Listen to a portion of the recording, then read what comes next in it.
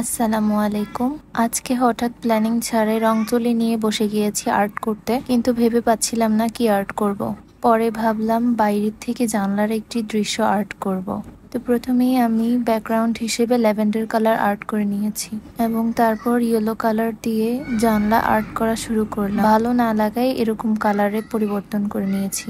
এরপর কিছু details art করলাম এবং এখানে জানালার সাথে একটা ফ্লাওয়ার বক্স আর্ট করে নিচ্ছি। ফ্লাওয়ার বক্স আর্ট করার জন্য এখানে বার্নড আম্বার কালারটা সিলেক্ট করেছি। এখন ফ্লাওয়ার বক্সে কিছু পাতালতা অ্যাড করছি। একটা লাইট গ্রিন কালার দিয়ে এখানে পাতার ডিটেলস অ্যাড করছি। ক্যামেরায় পাতার রংটি অনেক বেশি লাইট গ্রিন কালার হলেও রিয়েলি কিন্তু এত বেশি লাইট কালারও ছিল না। এখন কিছু লতা অ্যাড করছি।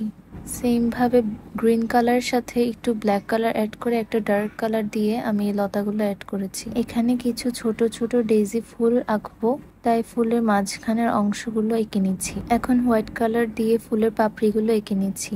এই জায়গাটা বেশি ফাঁকা লাগছিল, তাই ভাবলাম এখানে কিছু বাগান বিলাস ফুল অ্যাড করব।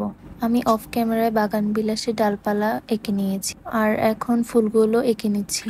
ফুলে তেমন একটা ডিটেলস অ্যাড করব না, জাস্ট এর থেকে একটু হালকা গোলাপি কালার নিয়ে আমি আর্ট করে নিয়েছি। এখন ভাবলাম নিচে দিয়ে কিছু টব এঁকে নেই।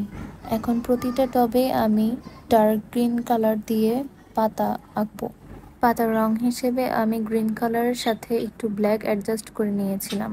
আসলে ক্যামেরার সামনে আর্ট করাটা অনেক বেশি মুশকিল মনে হয়, অনেক সময় আমরা ভুলও করে ফেলি।